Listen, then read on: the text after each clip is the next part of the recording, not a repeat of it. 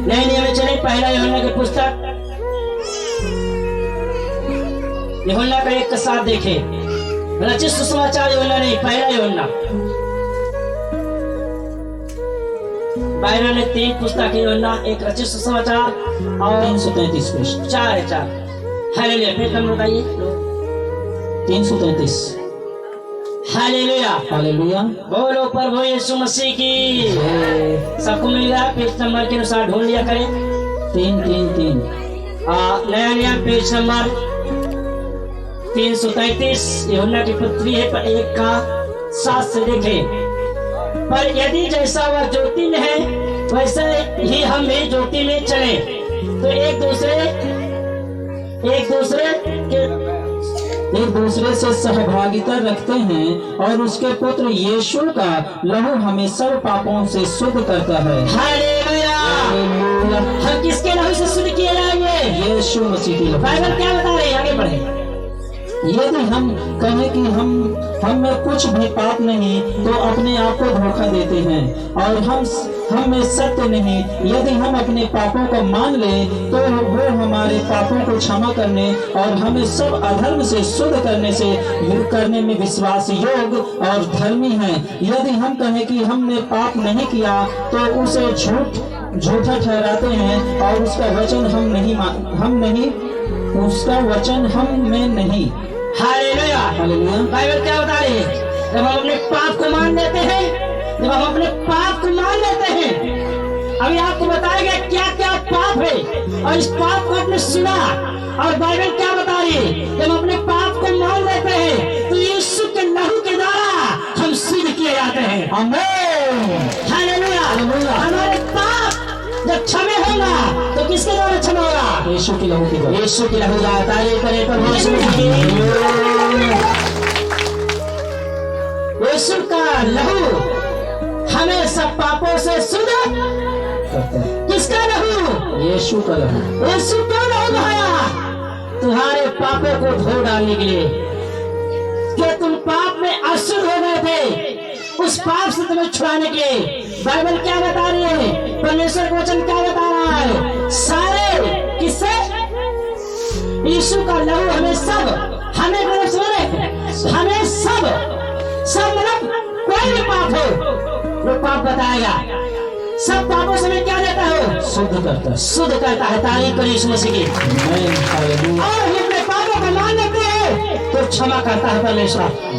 और कोई ये मनुष्य कहे मैं पापी नहीं हूँ तो अपने आप को धोखा देता है।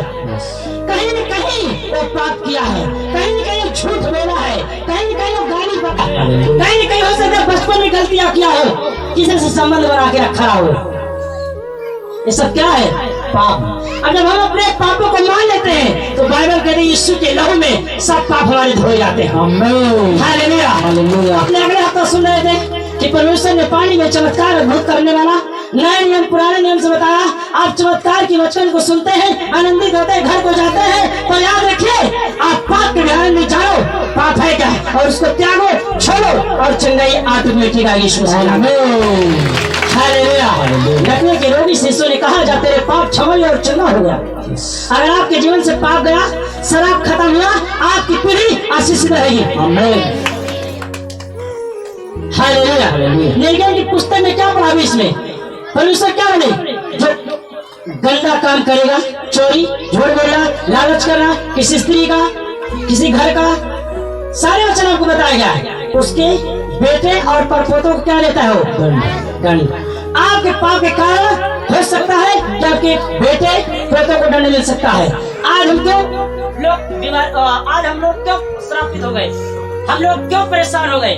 हम लोग क्यों दुष्ट आत्मा को तंग करने लगी? क्यों? क्योंकि अगर मुझे यकीन है, मुझे विश्वास है, मेरे पुरखाओं ने दुष्ट आत्माओं की पूजा पाठ की तो तुम्हारे पुरखाओं ने किया होगा।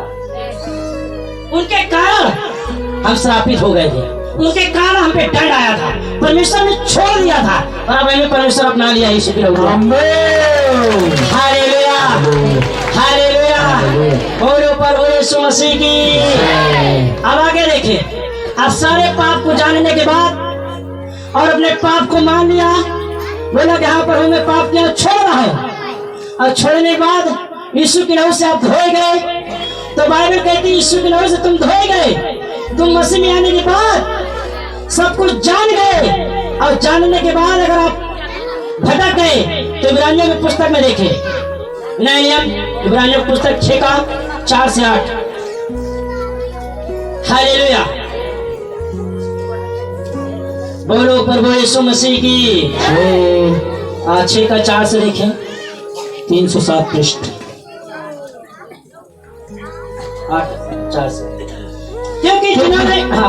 क्योंकि जिन्होंने एक बार ज्योति पाई है और जो स्वर्गीय वरदान का स्वाद चख चुके हैं और पवित्र आत्मा के भागी हो गए हैं और परमेश्वर के उत्तम वचन का और आने वाले युग की सामर्थ का स्वाद चख चुके हैं, यदि वे भटक जाएं तो उन्हें मन फिराव के लिए फिर नया बनना अनहोना है, क्योंकि वे परमेश्वर के पुत्र को अपने लिए फिर क्रूस पर चढ़ाते हैं और प्रकट में उस पर कलंक लगाते हैं, क्योंकि जो भूमि वर्षा के पानी को जो उस पर बार बार पड़ता है पी कर जिन लोगों के लिए वो ज्योति बोई जाती है, उनके काम का साग पात उग जाती है, वह परमेश्वर से आशीष पाती है।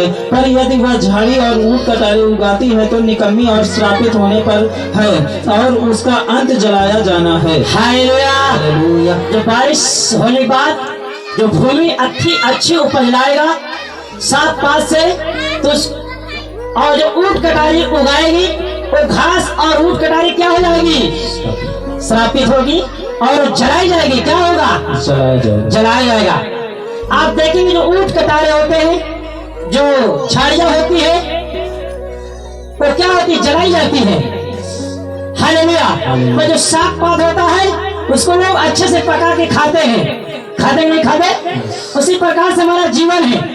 अगर हम अच्छा जीवन जिएंगे तो परमेश्वर हमें और आशीषित करेगा, हम और फलेंगे। अगर हम अच्छा जीवन नहीं जी रहे हैं, हमारे जीवन में झाड़ी वाला सिस्टम है, तो बाइबल कहती है झाड़ियां जलाई जाती है और अंत के दिन में हमारी आत्मा नीचे जलेगी। हम नरक की आग से बचे। हालेलुया। और बाइबल कहता है इब्रानियों 6:4 में कि हम परमेश्वर को जानकर, उसके वचन को जानकर, ज्योति पाकर, इस ज्योति कौन है? यीशु ने कहा जगत की ज्योति मैं हूँ। हालेलुया।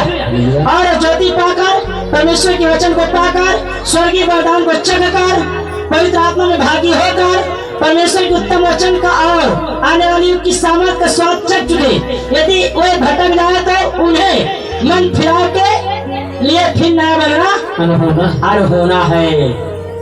मसीह में आने के बाद जो लोग अपने पापों को मान ले, पाप को छोड़ दे, यीशु के नाम में धोएंगे और सब कुछ जानने के बाद, पवित्र आत्मा के बारे में जानकर अन्य भाषा पा गए, भविष्यवाणी करने लगे, दर्शन पाने लगे, आप आशीषित होने लगे, आप चंगाई पा गया। ये सब कुछ जानने के बाद अगर प्रभु में भटक जाओ तो बाइबल कहती है उनको फिर से नया होना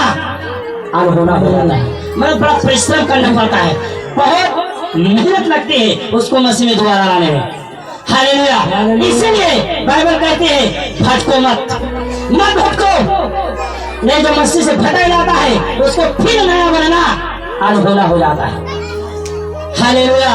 अगर याद रखिए मेरा यीशु चुना है तो आप भाग के जा भी नहीं सकते हो। जाओगे मेरा यीशु दोबारा लाएगा। योना भाग रहा था, परमेश्वर उसको लाया जबरदस्ती। हालेलुया। परमेश्वर ने योना से कहा नियोने को जा, और तरसीस को भागा जा रहा था। मल्लाहों ने उसको नाव से फेंक दिया था। क्यों? क्योंकि परमेश्वर आंधी तूफान आया, नाव डूबने लगी और मल्लाहों के देवता भी काम नहीं दिए। तो बोले नाव में कौन है?